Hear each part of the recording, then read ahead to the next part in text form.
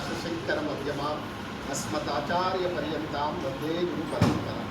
श्रुतिस्मृतिपुराणानाम् आलयं करुणालयं नमामि भगवत्पादं शङ्करं लोकशङ्करं। श्रीगुरुभ्यो नमः।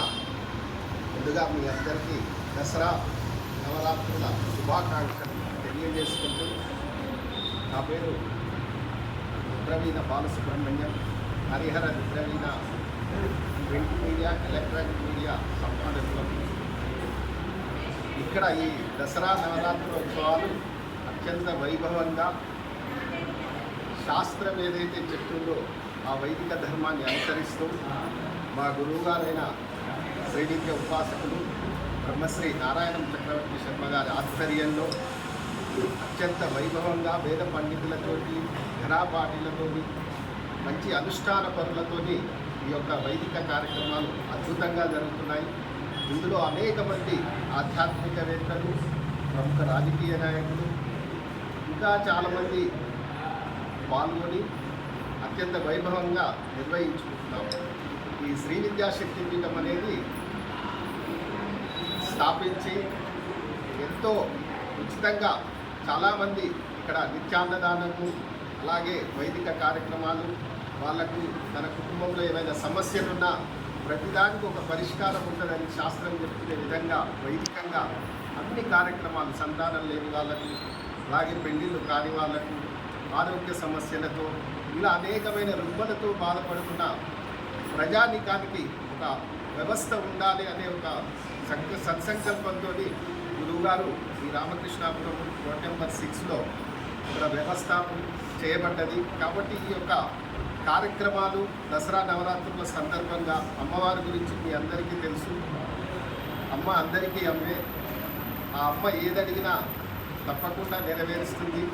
ఇలాంటి కార్యక్రమాల్లో పాల్గొని మన సనాతన ధర్మాన్ని మన పిల్లలకు కూడా తెలియజేసే విధంగా సకుటుంబ సపరివారంగా ఈ యొక్క శ్రీ విద్యాశక్తి పీఠానికి వచ్చి ఈ యొక్క కామ్యమైన కోరికలు, ప్రతి మనిషికి ఏదో ఒక కోరిక ఉంటుంది.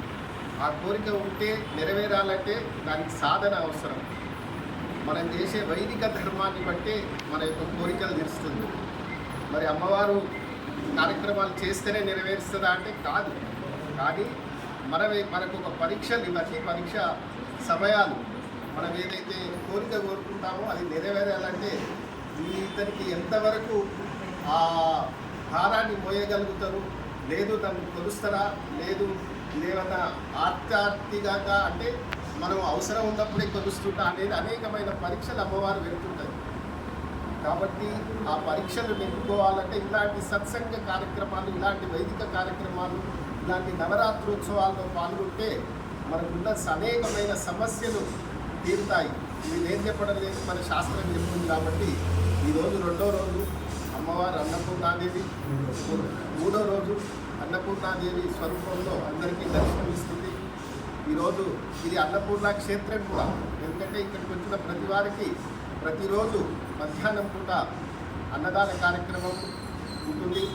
కాబట్టి ఎక్కడి నుంచైనా వచ్చే వాళ్ళు కూడా ముందుగా తెలియజేస్తే ఆ భోజన వసతి కూడా ఇక్కడ ఈ వ్యవస్థ ద్వారా కల్పించబడుతుంది. మీరు ఒకటే గుర్తుపెట్టుకోవాలి, మన ధర్మాన్ని మనం కాపాడాలంటే ఇలాంటి ఉత్సవాల్లో మనం పాల్గొనాలి. అది రాజశ్యామల యాగం కానీ, అలాగే దసరా నవరాత్రులు, అలాగే చండీ హోమాలు, ఇలాంటి మన ధార్మిక కార్యక్రమాల్లో ఎప్పుడైతే పాల్గొంటామో మనమే పాల్గొనడం కాకుండా మన పిల్లలను కూడా తీసుకురావాలి. ఎందుకంటే ఇవాళ ధర్మము, మన సనాతన ధర్మాన్ని వ్యవస్థలో చాలామంది అవహేళన చేస్తున్నారు. కొంతమంది అది మన సాంప్రదాయాలను మరుగున పడేటట్టు చేస్తున్నారు. ఇది చాలా దుర్మార్గము. మరి అలాంటి మన పరంపరను కొనసాగించాలంటే మన పిల్లలకి ఇలాంటి కార్యక్రమాలలో తీసుకురావాలి. కుంకుమార్చనలో పాల్గొనాలి మహిళలు అనేక మంది. అప్పుడు కానీ మన పిల్లలకు కానీ మన కుటుంబాలకు కానీ వ్యవస్థ గురించి తెలుస్తుంది, సనాతన ధర్మం గురించి తెలుస్తుంది. మంచి మంచి ఆధ్యాత్మికవేత్తలు వచ్చి ఉపన్యాసాలు ఇస్తుంటారు, ప్రవచనాలు చెప్తుంటారు. కాబట్టి మనం ఏ కార్యక్రమమైనా సామూహికంగా చేస్తే అధిక ఫలం. ఆ సామూహికంలో మనం ఏదైతే కార్యక్రమాలు చేస్తామో అది త్వరగా నెరవేర్చడానికి అవకాశం ఉంటుంది. కాబట్టి మీరందరూ ఇలా 12వ తారీఖు వరకు కార్యక్రమాలు శ్రీ విద్యాశక్తి పీఠంలో జరపబడతాయి. కాబట్టి మీరు వచ్చి అమ్మవారి యొక్క తీర్థ ప్రసాదాలు స్వీకరించి అమ్మవారి యొక్క కృపకు పాత్రలయ్యి సర్వే జనా సుఖినో భవంతు అనే లక్ష్యాన్ని మనం అందరం పర్యాప్తం చేయాలనేది మా గురువుగారి ఉద్దేశం. కాబట్టి అందరూ రావాలి. స్వాగతం, సుస్వాగతం. జై మహాదేవ. ధన్యవాదాలు.